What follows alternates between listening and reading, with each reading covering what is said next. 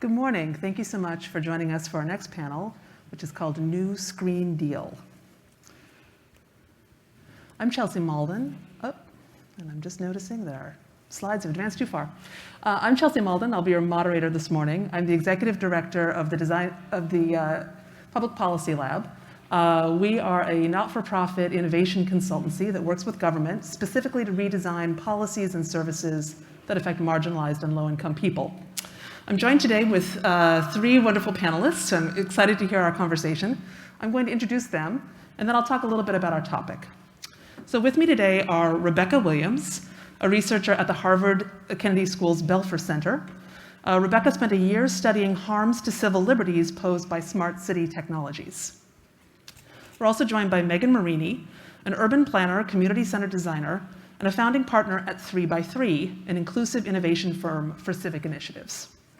And finally, we have Ya-Ting, Director of Government Affairs and Policy at Via Transportation. Ya-Ting is an issue campaign strategist who's led and managed a variety of transportation and environmental campaigns in New York City and New York State, including congestion pricing. At Via, she advocates for policies and funding that encourage tech-enabled transit solutions. So today, our topic is the New Screen Deal, a phrase which I believe Dr. Anthony Townsend has borrowed from Naomi Klein. And we'll be talking about whether, in fact, there is this well-connected, well-resourced set of stakeholders, new players in urban tech, who are really influencing the way that the urban tech agenda is being set. The theory here is that they are advocating for equity being on the table as much as efficiency in the delivery of urban technologies. So first, we'll investigate this premise. Then we'll consider who's succeeding and who still isn't at the table. And then I'll ask our panelists to talk a little bit about their visions for the future.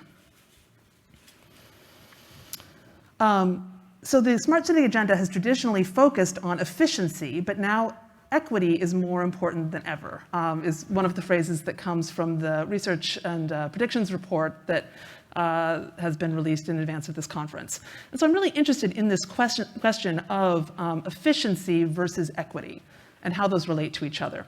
So Rebecca, starting with you, thinking about your research, can you tell us about some projects or products where you feel like efficiency was very much prioritized over equity?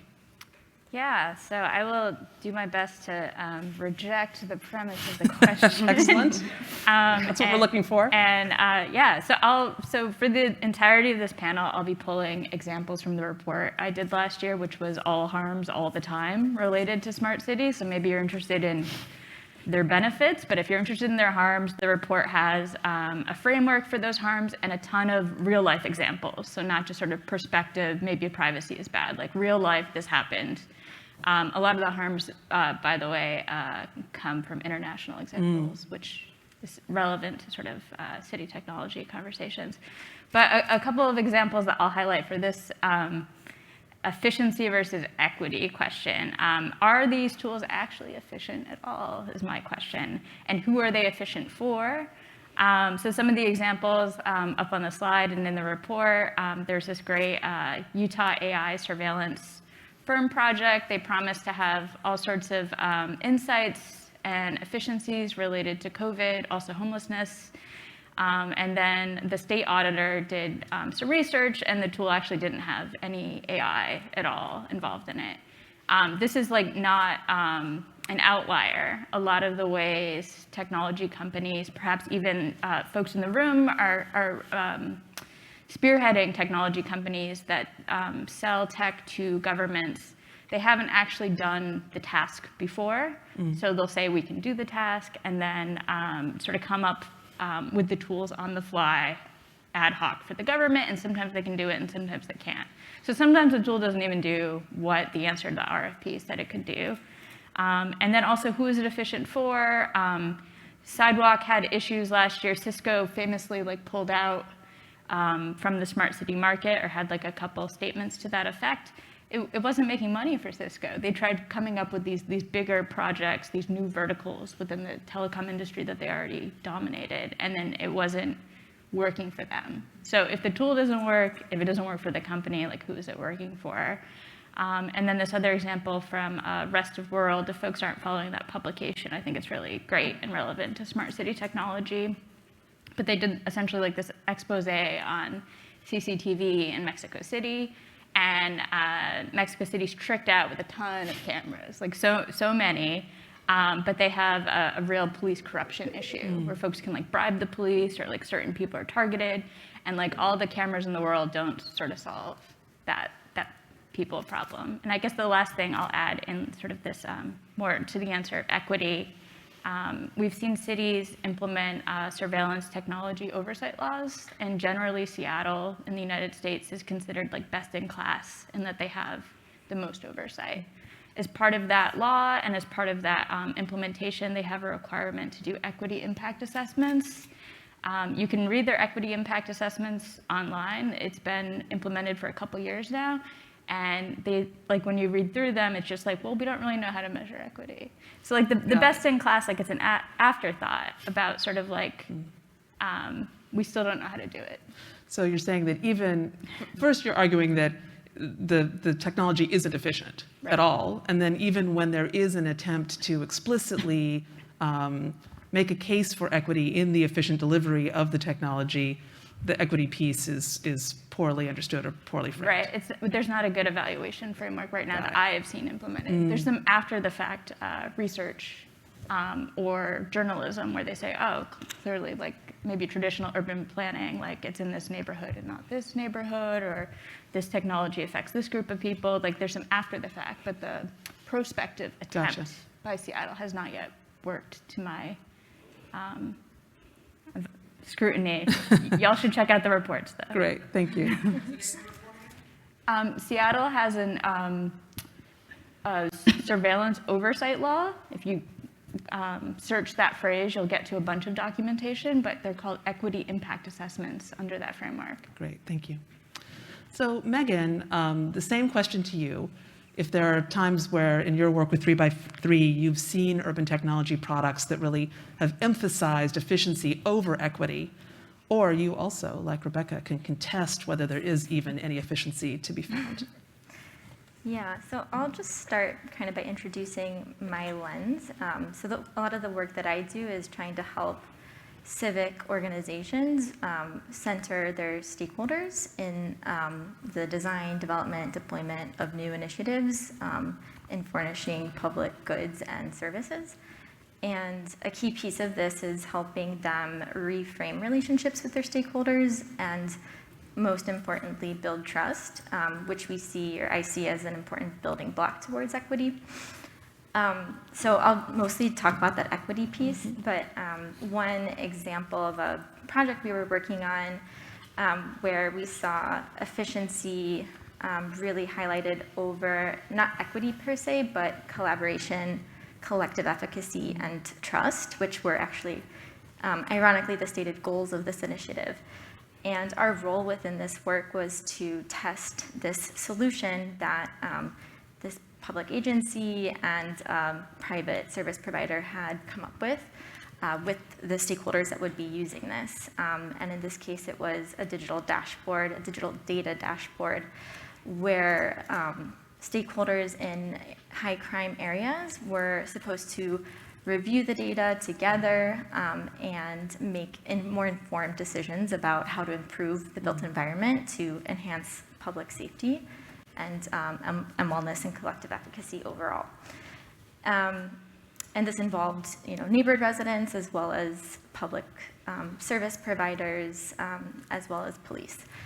And I think what we learned from this was that actually most of the stakeholders, aside from those at the very top, were a little scared about this, like the use of qualitative data that was supposed to measure progress or efficiency over some more qualitative indicators of progress, and that this kind of stemmed from the discriminatory past of the use of these kinds of dashboards in policing that have been problematic in many ways, but also that they felt that a lot of the work that they had been doing would be miscontextualized and could be presented as misleading without any context, but also that the qualitative indicators would be erased, and with that comes, the inability to celebrate progress that might be captured more qualitatively. And I think in the end, we were able to make the case for why we should highlight stories and, amplify those successes over just, looking at specific data indicators. But, the fear was that this would promulgate a culture of distrust and competition. And it really led me to... Who was the competition between?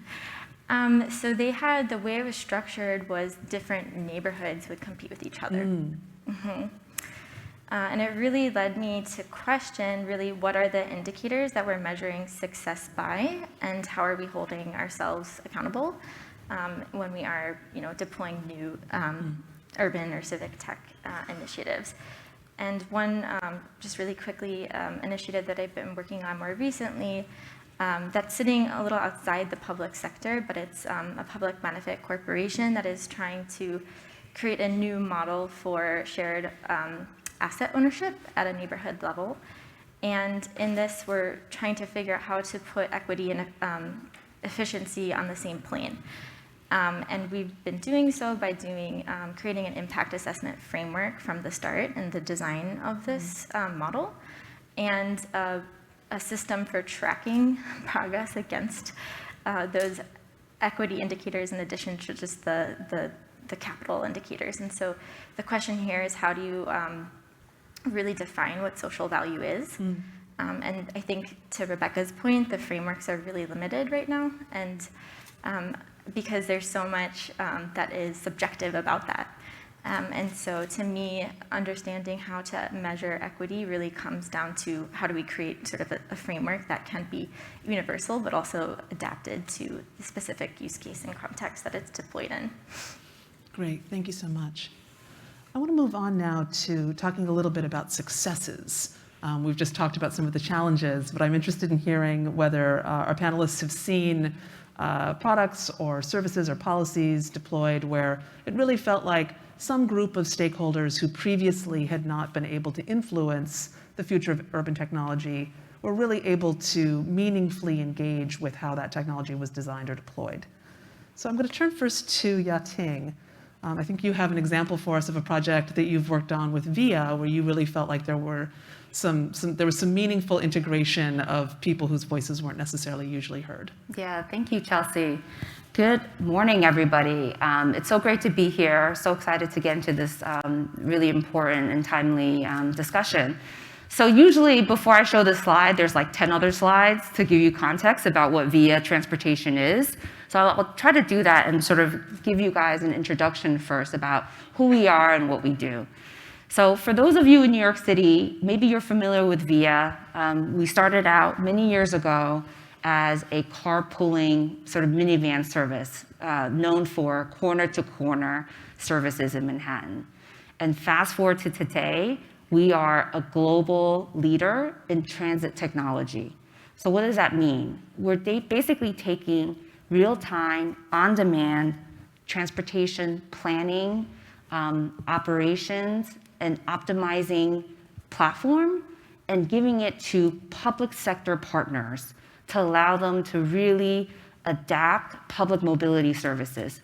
So I'm saying public mobility because now our technology is really helping to power a whole set, not just public transit and first last mile, but also paratransit services, school bus transportation, NEMT, and a lot of our partnerships are happening more and more in America's heartland, where you think that where existing transit service is really lacking, compared to where we are here in New York City, where we kind of take our 24/7 transit service for granted.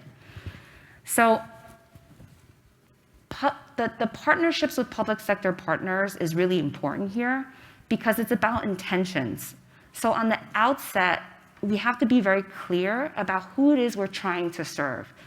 So here in the case in Wilson, North Carolina, it's a rural community about 40 miles east of Raleigh, North Carolina.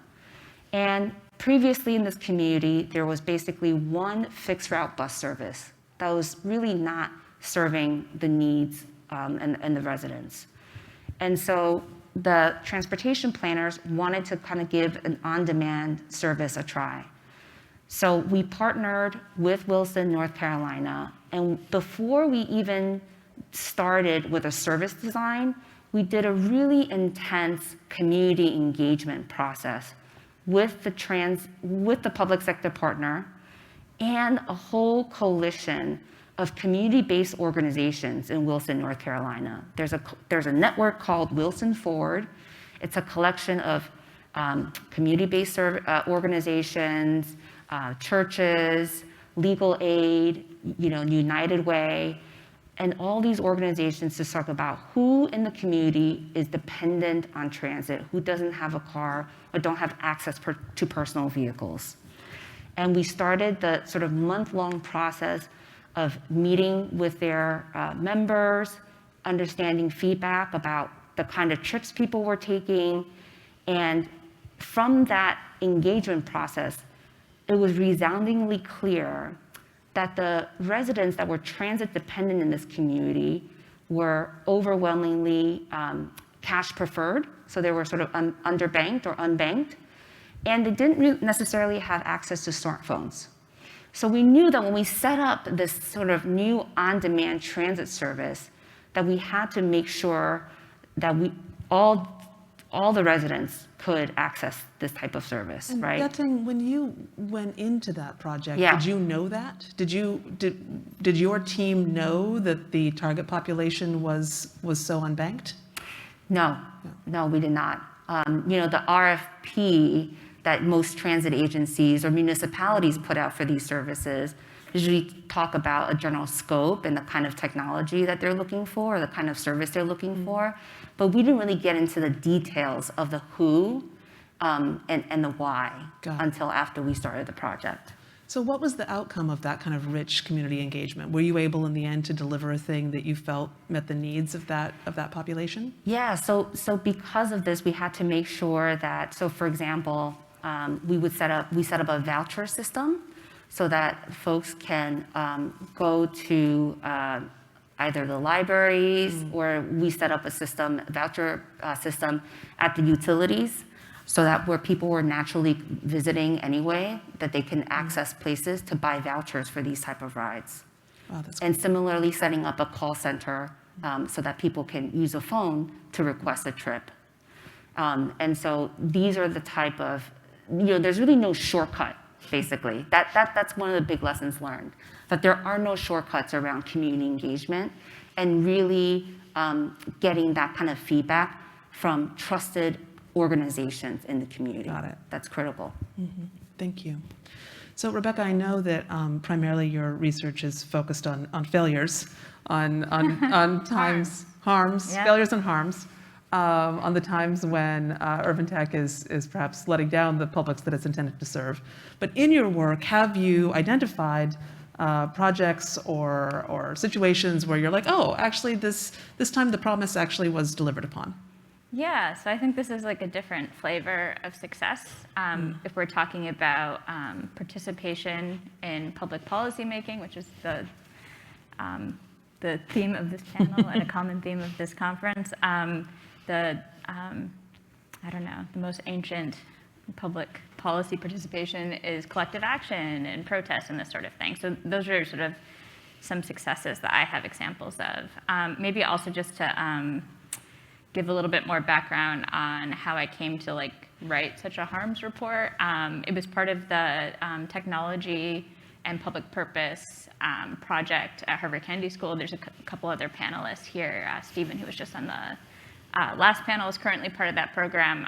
The theme of that fellowship program is there are emerging technologies, are they serving the public purpose? And there's an application to be a participant in that, and you have to sort of identify your emerging technology and what you will do.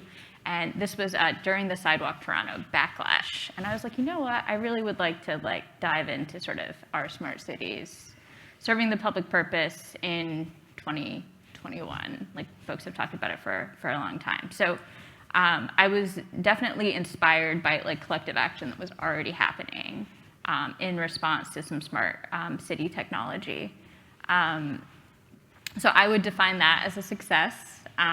There was a lot of not enough public engagement in Toronto, which triggered a lot of folks to be very engaged after the RFP. And while Sidewalk Toronto, or Sidewalk Labs, I know there are folks here that can talk about that too, might have parted ways with that project because of real estate prices. Again, is it efficient for the company? Is it efficient? Who is it efficient for? But I think that collective action is really inspiring, and folks gathering around some of these projects are things that certainly folks at startups and government entities should be looking to, but also like we're all community members and we should participate in collective action. So Ya-Ting mentioned that the cornerstone of the engagement work that they did in North Carolina was really about connecting to these community-based organizations that already had sort of deep roots in those communities, already had a lot of trust built up with residents. When you think about the sort of successful collective action examples, what enables those communities to successfully organize? Why those communities and not other communities? Yeah. I think there are different variables in different cities, as is all urban planning type of case studies. But in Toronto, I think that it was such a significant project. It gathered a lot of folks from a lot of different orgs.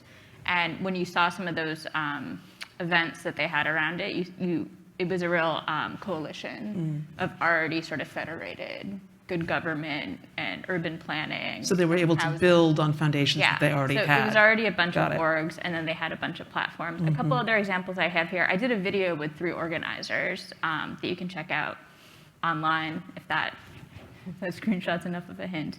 But if you wanted to dive into like who organizes around this, that was like my final presentation with the report. Folks organizing around MDS, which came up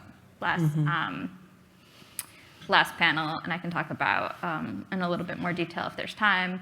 But folks organizing in Los Angeles against some police technology as well. I think yesterday there was news that LA is no longer doing some predictive policing, so maybe that's like a direct win. But I think there are some digital advocacy groups. There's more traditional like urban planning groups or like just housing groups. But it's interesting to see in different cities sort of like what triggers action and then sort of like what the result of the action is.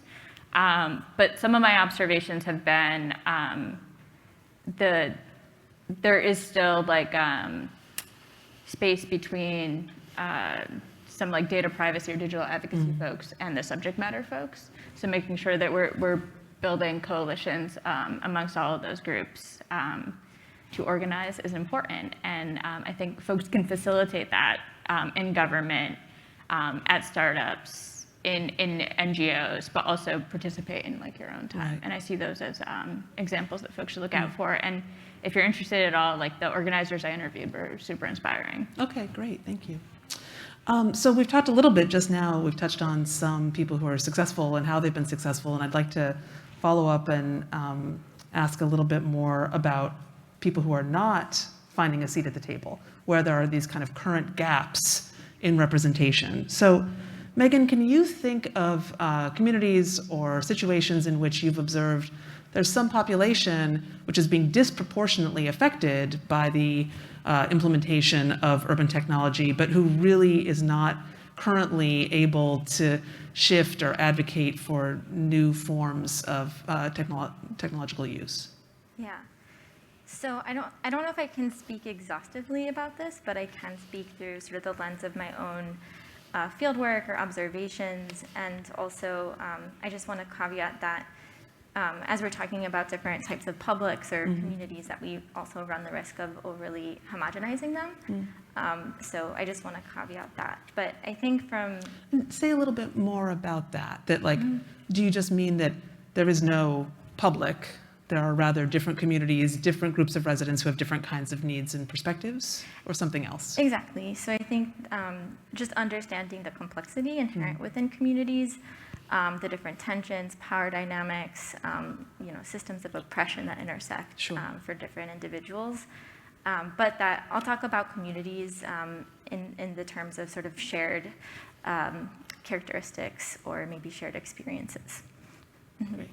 So I think the first example that has stuck out to me the most is just heavily policed communities. And by this I mean, formal policing, but also informal policing. So, residents or city residents that live in areas that are high crime, surveillance has been, it's not a new trend or phenomenon, but it is increasingly omnipresent. And there's one project we were working with public housing residents, and this one resident really focused on this surveillance camera, like a video camera that was in their building. And there was a lot of sort of visceral anger against this camera because it represented oppression, it represented surveillance and authority. And even though the sort of like physical cameras might be not the devices through which we're implementing surveillance techniques, it's still there. And for me, it runs this greater risk of not even having the awareness of how you're being surveilled. So for me, that's one group that I see disproportionately affected by these new technologies. But this also runs or ranges to people who have been trafficked, and what opportunities for new surveillance devices the people who have trafficked them now have to really oppress their human rights and freedoms. But also, as sort of our public spaces are increasingly moving towards digitized realms, what that means for women and LGBTQ plus populations that are seeing disproportionate shares of online harassment. So it raises all these questions to me about how those who have been most adversely impacted by these new technologies are involved in their creation. And I think this opens up another lens, which is people who have been left out of the jobs and opportunities that these new technologies have created, and that I think, really runs a risk of them not being able to craft the technologies in the ways that could benefit them and their communities more, but also losing out on different economic development opportunities. So I think one of the probes that you shared with us, which is, how do we create pathways to power for these populations? And I think it comes back to power sharing from the top and providing new pathways for workforce development so that we can have more representation in the creation of these technologies as well. It's interesting because in some ways, Rebecca's making a slightly different argument, which is that there can be pathways to additional power from the grassroots, that there can be collective organizing to say we demand additional power. But you can also say that in sort of large public systems, there's a necessity almost that policymakers and other people who already hold power are open to or willing to do some sharing of that power in order to really shift the opportunities for engagement by people who are affected. Absolutely. And I think there's opportunity in the middle too, right? Like there's examples of citizens committees that have been set up in other cities or oversight committees too that can also be voices in helping oversee the deployment of these new technologies. Gotcha. Okay. Ya-Ting, what about you? Can you think about some examples in your work of populations where you think this is a population that's really being affected by new technologies but isn't able to really advocate for their needs? Yeah, so this is definitely with more of my transportation advocacy Sure. hat on. And the one group that just, to me, stands out so much, at the intersection of all of these issues that you guys have touched on in the panel, are the delivery workers in New York City. To me, they just represent such a clear sort of gap, both in terms of like the conversation around the entire cycling ecosystem of New York City, but also the infrastructure, and then also like policy, laws, and regulations. And I really want to give credit and to the Biking Public Project, Los Deliveristas Unidos at the Worker Justice Center, that have really started to help organize, to Rebecca's point, in terms of the grassroots collective organization, to start pushing, raising a lot of the sort of injustices faced by the workers, not not only just in terms of like, labor laws and sort of like regulatory loopholes, but also around the actual like built environment and physical infrastructure. And I think that, one thing to look out for going forward is that New York City is on the brink of sort of starting next year having to lay out a 5-year sort of like Safe Streets master plan. It was legislation that passed a couple years ago that it's going to require New York City to put out every 5 years a master plan that reflects like more sustainable, safe cycling and pedestrian infrastructure for the city.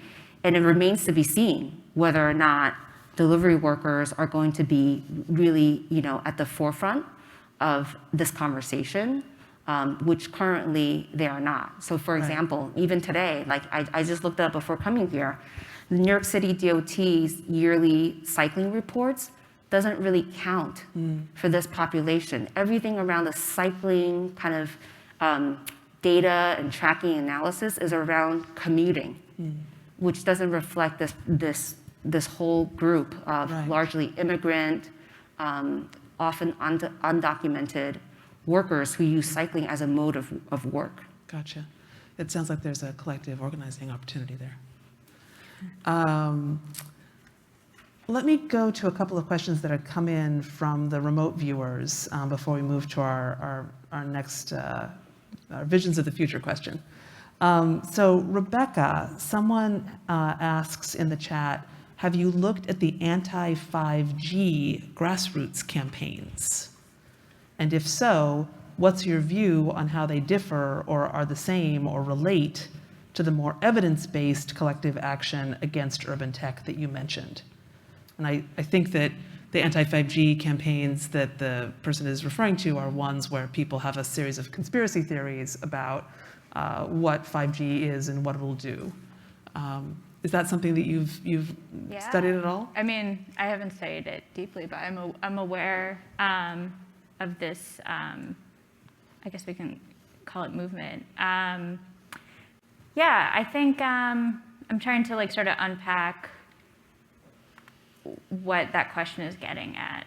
I think inherently folks have a right to protest like what they believe, and what they believe is a matter of a broader community to sort of like provide information and vet information. I think there's also a very legitimate anti-5G movement that has nothing to do with sort of having sort of health effects or microchips or any of these sorts of things about your body. In that 5G, one, is expensive for cities. I know New York is doing a lot of expensive enhancements right now, and maybe that money could be used on the homeless or on climate change or on something else. But sort of this technology begets more technology. So it's a very like expensive things for cities to consider.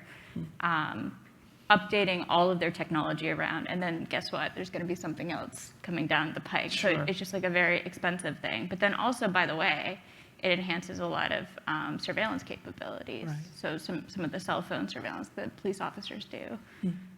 So yeah, everyone has a right to protest based on their beliefs is sort of my position. But then also, I think there are really legitimate protests against 5G that folks should consider. Got it.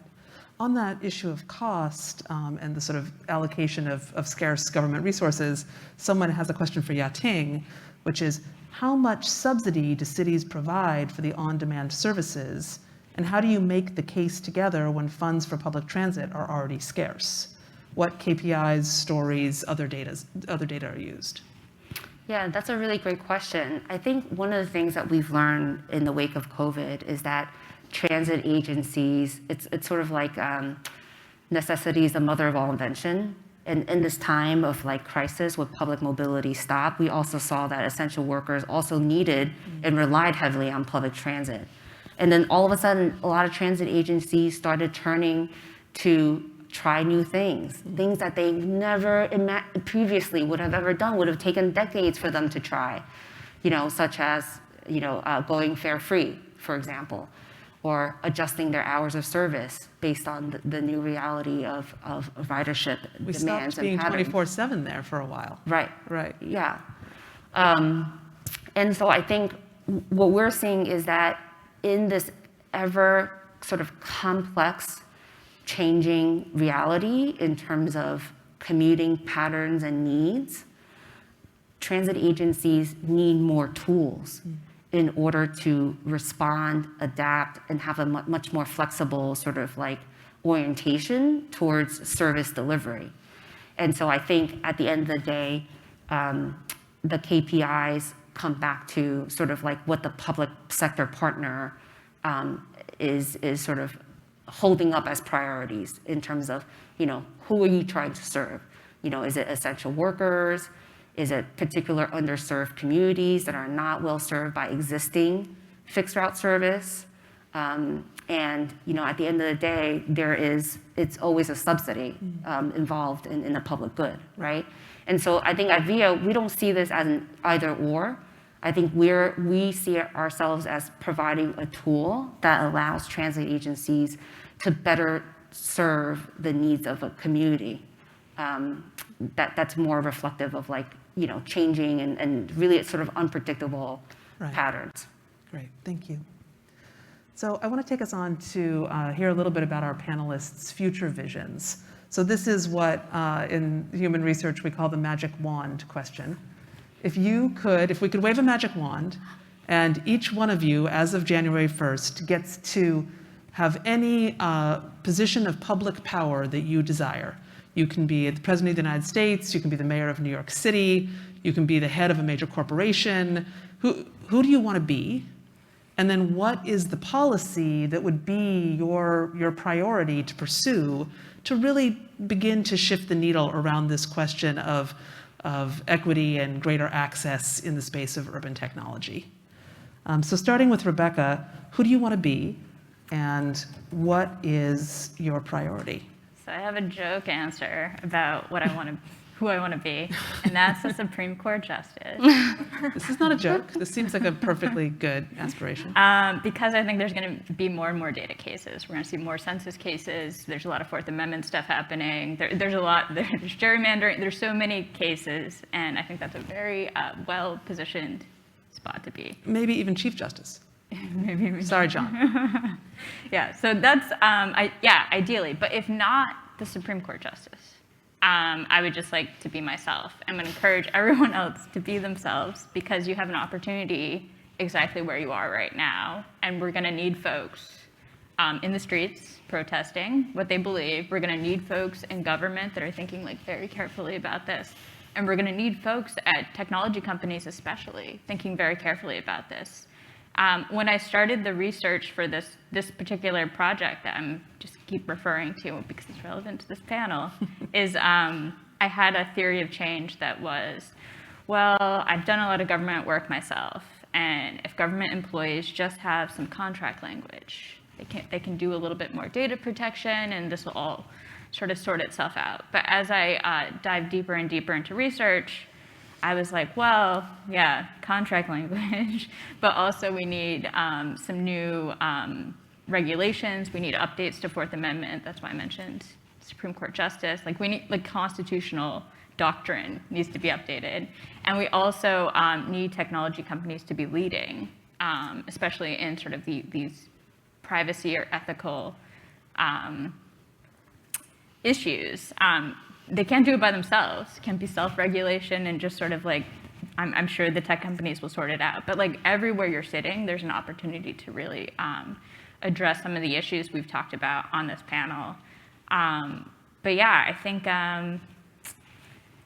All right, I'm looking forward to your. That's my vision. I'm looking forward to your Senate confirmation. Also, yeah, check out the report. I have a top 10. But essentially, like, yeah, I think a top priority for me would be, especially for folks in the room that are working on urban planning type of tech, is to really, if you're not already aware, get read up on like what's going on with policing and policing technology, because right now, a lot of warrant protections that used to exist for search and seizure that police used to have to go through, like checks, just to sort of make sure that you're not overstepping your bounds have eroded because of databases that exist, either held at the transportation department or held it via, or held at whatever. And police can access these things in a way that they haven't been able to before with nobody checking.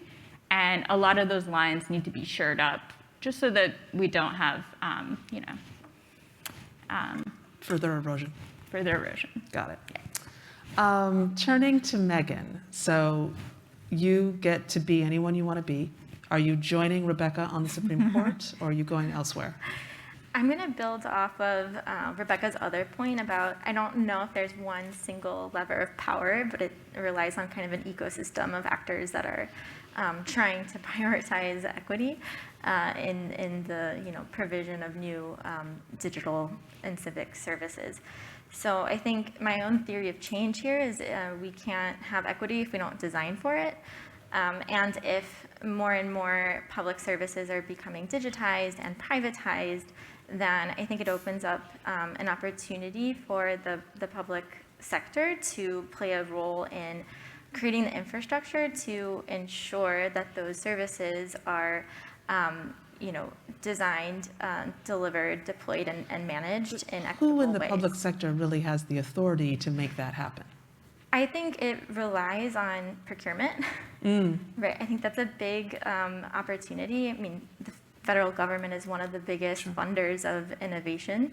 And so I think that there's a lot of spending power that the public sector has to be able to furnish these technologies in new, inclusive, and equitable ways. And I wanted to share one idea, which is I think one thing that the city here in New York has really done pretty well is a lot of incubation. But I think that the incubation efforts have been focused on emerging fields like life sciences. And I think in addition to investing more in workforce development to create more equitable pathways into those fields, I think that there can be more of a focus and expansion of sort of incubating with a lens of equity. Got it. And one example I wanted to share was a work we did with the Department of Small Business Services, where we created an accelerator program for micro enterprises and media and entertainment and tech. And so I think that this is one example. It was focused on network building. It was focused on helping them refine their product market fit. It was focused on how they're staffed themselves. But it's not the only example. I know that the Department of Small Business Services has also created programs that are focused on Black entrepreneurship. And so I'd really like to see that kind of work expanded upon. And then to the other side of the equation, I think there's this like oversight and accountability piece that we often don't think about that much. And a big piece of that also is transparency. And so there's two pieces to that. So one is how are we reporting on our equity indicators and progress so that that information can become public. And then the other piece is how do we ensure that there's accountability where people have voice around looking at that information and what does that mean and how do we hold private and public sector actors accountable. And so just expanding civic engagement to my point before about can we have citizen oversight committees, can we have citizen assemblies is something that I would love to see. Gotcha. So it sounds like you're going to be the comptroller, and from there you will control both procurement and oversight and accountability. Yes. So Ya-Ting, we have a Supreme Court justice and the comptroller. Come January 1 with our magic wand, who will you be and what is your major priority? Oh my gosh, this is like the dream question. And let me tell you, I am so bullish on cities. Big, small, medium size. I think cities is really where innovation can happen and actual implementation, something that you can actually touch and see and feel, transformation can happen right away. So without a doubt, mayor, hands down. Aha. All right. And I think that groups like Transportation Alternatives have put out this agenda for 25 by 25, reclaiming what I think is like the most valuable public asset. I know this is about urban technology, but sometimes you guys we don't have to think high tech. We could just think regular existing infrastructure that's low tech? How do we maximize the existing street space that we have? And I think the difference between some of the US cities and what other cities in Europe or Latin America are doing around prioritizing transit, biking, walking, and maybe other types of new mobility options, like e-mobility, it comes down to political will. So I think mayors really have a lot of power and room to innovate and really sort of deliver kind of like a transformed built environment. Great. So we're reaching the end of our panel. I have one lightning round question for all of you before we close. And your theory that you're going to be mayor really tees up perfectly this question. So I think that we're going to have a bunch of folks from the Adams administration coming to be here tomorrow to talk about urban technology in the context of New York City. If that administration moves forward in ways that are positive and really is advancing equity, can you each give me just one indicator that you think we can watch for? If this thing starts happening, then that means that there is positive movement occurring. But if that thing does not happen, then that means that the opportunity is not being seized. And Rebecca, you've got one sentence, an indicator that we can watch for. I know we prepared for these questions, so I'm supposed to just So I haven't surprised her with this question. Yeah, I think, so folks are probably aware of the Post Act in New York. I think amending and sort of making sure that that works with citizen oversight and surveillance technology being a big portion of that. Again, because I think one of the biggest harms of sort of surveilling all of the urban planning benefits is sort of having a surveillance state and a panopticon. Great. So a reduction of the panopticon. Reduction of the panopticon, but I Indicator we think can look post-act, like amendments and different implementation techniques are a lever that exists in New York that should happen. And Megan, what's an indicator you think we should keep an eye on? Yeah, I think going back to some of the points I've been making about representation and inclusion, I think that representation, while it's not an indicator, is a overall measure of success. And I think not only who's in the room when certain decisions are made or new sort of innovations are piloted, but how are we engaging the public in that? And so how much public engagement are we doing around those initiatives? Public engagement. And Ya-Ting, will you close us out with an indicator to watch for?